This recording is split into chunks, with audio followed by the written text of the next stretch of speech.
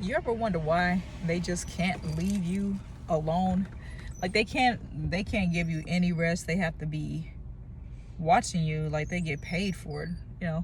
And even if, personally, if they were getting paid for it, I could at least respect it.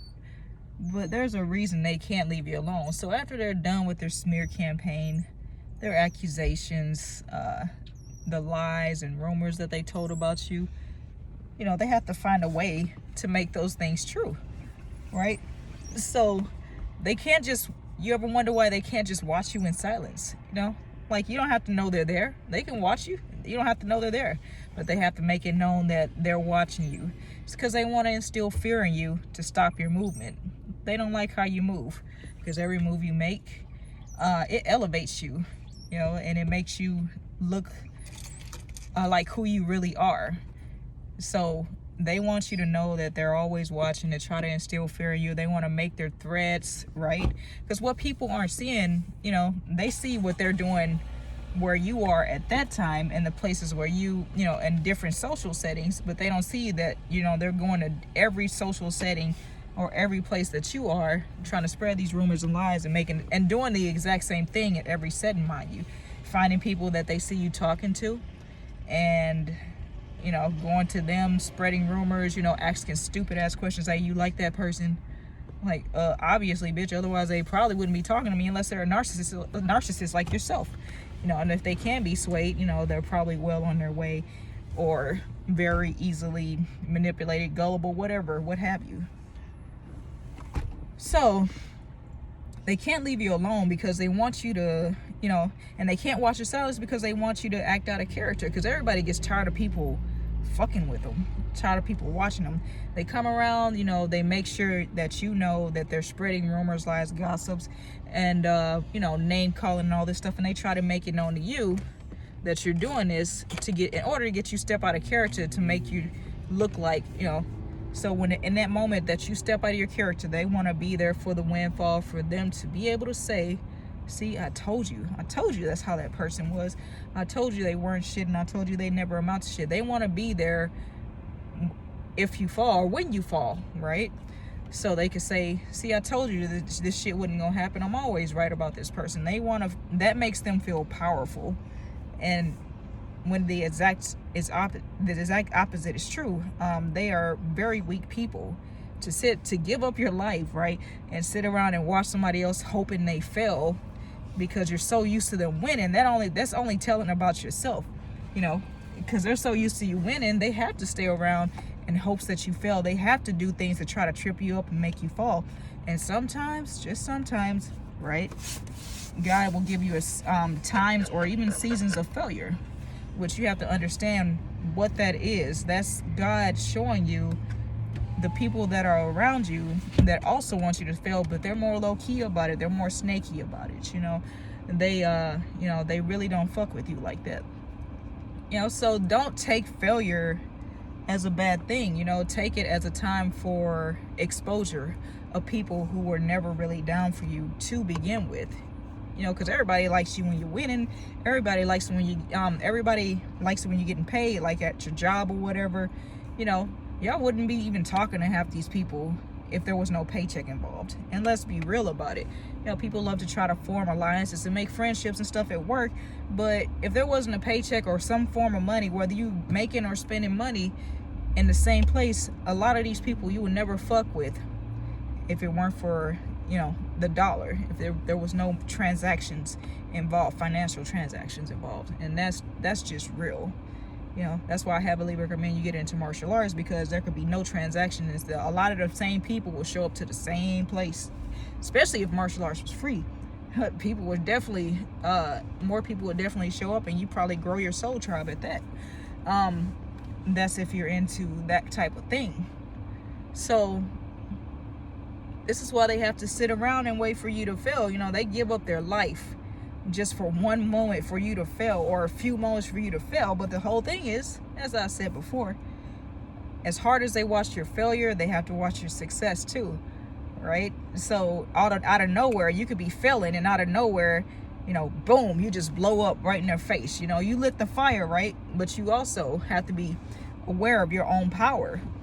all right? Because you could blow your own damn self up too, you know? It's like, you know, you got a black cat, whatever, fireworks, and they're blowing up, and you know, for miles around, because they sat there and watched you so hard trying to light that match, trying to get that fire started, you know, and it looked like a Roman candle at first, and then boom, they hear it miles off just blowing up, you know, like a bazooka or something. They can't deny your success. You know, they know it was you because they were watching you trying to start the damn fire. They knew what it was, and they knew what you were trying to ignite. They knew the fire you were trying to start and the results that would happen should you start that fire, and that it would get you everything that they wanted. You know, it got you everything that you wanted and some, but it got them, you know, it got them nothing but, you know, the shame, the guilt, the regret and pain, you know, of watching you, you know, watching you fall on your face or whatever. And then they, you know, they just walk off. They like laughing, talking shit, and walking off. Well, you're that explosion, they can't ignore it. They know it was you. You know, even the lights from it, the little explosion, the flashlight that came from it, they can't ignore it, man. They're not gonna be able to ignore it. So yeah, keep working on lighting that flame. You know, they might try to come by and put some water on it, douse it or whatever, you know, and it'll take you some time. It'll cause a delay, but everything dries out with time, except for the ocean. And even that has a recession and tide. So yeah, keep working towards making those fireworks go off. Don't stop, you know, because somebody's sitting there laughing at you saying, oh, you'll never make it, she'll never make it, speculating. You know, like, speculated is a conversation of losers. You know, you can speculate all day, but if you ain't out here with me trying to do this and trying to make solutions, then what are you even running your mouth for? You know, just shut the fuck up. You know, point blank period, because you look crazy right now sitting there, you know, celebrating somebody's failure, speculating on somebody's failure. Speculate on people winning. You know, and maybe some of that winning energy will rub off on you instead of that loser energy where you get to laugh and talk off, and now all you've done is waste your fucking time and possibly motivated the person, you know, depending on what they get fuel from. Hopefully other people hating it's not your fuel, and just you wanting your deepest desires, or just wanting to do this one thing, or however many things you want to do, accomplish this mission, is enough fuel for you, and not, because that's just not something you want to go off of. And I'll tell you why. Because once you get older, you know, and like say you've gotten rid of all your haters, you're not gonna have any more fuel, because you're not gonna know how to utilize fuel or no other fuel sources when you see it. So your fuel should come from within. You know, coming from other people, when it's coming from other people, is usually, you know, narcissism. Is usually energy vampire, very vampiric, you know, loser quality type stuff. And then you're stagnant and you don't want to achieve more because you have no more drive, because you don't have anybody in your life trying to drag you down anymore. You know, and it's the same thing like with weights. There's nothing wrong with weights, you know, but at a certain age, you got to get rid of the weights and start doing like calisthenics and things like that. You can't just stick to weights all your life. But, you know, if you don't have a gym at home, and say something like the pandemic hits, and you don't have weights at home, you just have your own body weight, you got to learn how to work out with your own body weight, you know, and do so where you keep the same level of strength and endurance and everything you had with the weights at the gym. You got to be able to keep all that up inside yourself with your own drive. So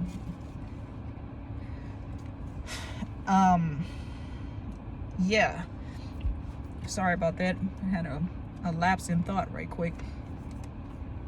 So yeah, they have to sit around and they have to find ways to provoke you to act out of character, find ways to make you fail to make it true. You know, all the lies they told, they have to make them look true, otherwise they look foolish, you know. So instead of, you know, they go against you instead of going with you like they were supposed to.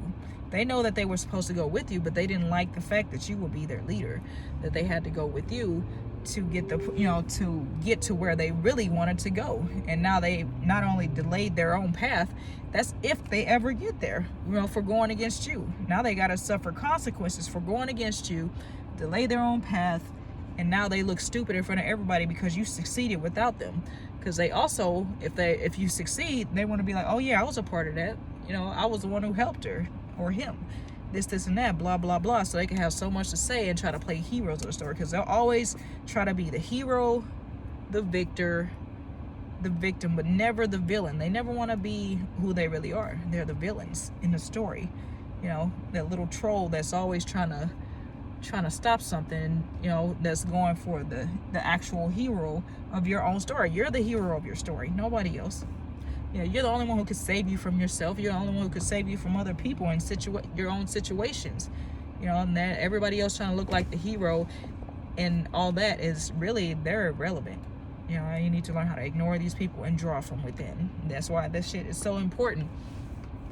You gotta love yourself like they would love to destroy you. Period. You know, you gotta love yourself like they would love to see you fail without them. Because as I said in my last video, they will try to destroy everything around you and like try to disconnect you from everybody they possibly can, just because, you know, it didn't have anything to do with them. They want to put their hand in everything that you have, your finances, your spirituality, physical health, all that. You know, they would say, oh, if I wasn't there to hate on her, you know, or him, then, sorry, shoulder issues right now, and to hate on that person, they would have never had the drive to push them. And with some people, that will be right. You know, like if you're like myself, I don't really give a fuck about people's opinions or what they got to say about me. You know, you feel how you feel, I respect it. You like me or you don't, I respect it. It's got nothing to do with me, but everything to do with you and your eternal struggle with yourself. Cool, keep it moving though. You know, don't come to my face with that shit. You know, because I really don't care for it. I don't have time for it because I'm too busy drawing on my own energy to make shit happen in due time. So, but if you're like a lot of people who are stuck in this matrix where they have you competing and comparing yourself to each other, and not only that, you're competing and comparing your behind the scenes to somebody else's highlight reel, you will go nowhere fast. Or you might go somewhere fast, right? Oh, I want to shit on somebody. Cool, you know, if that's your driving force, okay, so be it. Not recommended, because you know, you lose that driving force when you lose people to shit on. When there is nobody else to shit on, when there is nobody else to shut down and shut them up, you know, you're gonna be the one looking crazy in the end, and that's gonna be your decline when you're older. You know what I'm saying? So that's why it's so important to draw from within. That's why these people stick around, because they want you to stop drawing from within and start drawing from their energy, which is the energy of death, despair, toxicity, you know, of towers falling. You know, they're trying to bring a death to something, and that's mostly your energy, so they can, you know, pretend like they were drawing from within the whole time. No, they were drawing off their hatred of you. You know, they were drawing off other people's love of you, because some people, you know, they hate you because of how other people's love you. And sometimes the hate is so real that the love just be fake. So very fake. Oh, I didn't bring my other backpack with me. Anyway, I gotta go home and get my gloves. I left them at home like I was crazy or something. But yeah, sometimes the hate be so real that the love be fake. You know, they'll be sitting around smiling at you or whatever, and your failures, God will let you fail in front of your enemies. And you know, that's just basically your time to look around and rack that shit up. You know, all the snickering and giggling and shit, and the fake, are you okay? You know, like, and you know, repeat it, and then so they can go back and repeat how you felt and repeat what happened and all this stuff, all this childish high school bullshit. You know, rack that shit up and remember it. Like they tell you, never forget 9/11. Fuck that. Never forget slavery. You know, they kicked us when they beat us down and then kept kicking us while we were down for centuries, right? Never forget how these motherfuckers, you know, sat back and watched you and your failures, did nothing about it, didn't give you a hand. You know, they didn't even stick out a finger to be like, you know, point you in the right direction. Nothing. They just sat back and watched and probably laughed. Definitely pay attention to the motherfuckers that were laughing, because that's deep-seated. They were waiting for your ass to fail the entire time because they were tired of seeing you winning. That's the whole thing. It's like, you don't know how, people don't know how bad they look waiting on somebody else to fail, because just like, okay, so you're coming from a place where you're used to this person winning. You've never seen this person fail before. You're not used to seeing this person fail. So that tells you everything that you need to know, that somebody will sit around and wait for somebody else to fail or try to cause a failure, a tower, a death to anything in their life. That tells on them. And a lot of what people do tells on them. It says more about them than it will about anybody that they try to sabotage, that they try to cause their downfalls for. It says more about everything about them and really nothing about you, except that, you know, all you do is win, win, win, no matter what.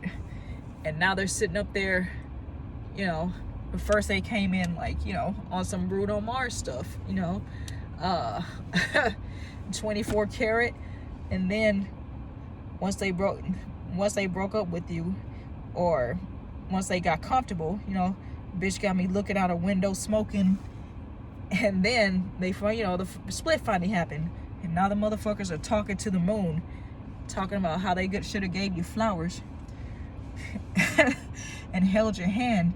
Should have gave you all my hours when I had the chance. Take you to every party, cause all you wanted to do was dance. Now my baby's dancing, but she's dancing with another man. So you got the person that treated you right. That's your reward in front of their face. Because the whole time they planned their interests. There are no chance meetings with these people. That's the thing. It's like they always plan. They always know when and where to catch you. Because they've been sitting back and watching you. You know, and then they get on this, you know, this Dear Darla stuff. I don't know if anybody knows the Little Rascals, right? Dear Darla, I hate your stinking guts. You make me vomit. You're the scum between my toes. And the whole time, you know, he wants to go back and build the damn go-kart or whatever they called it with her. You know, the tree house and everything.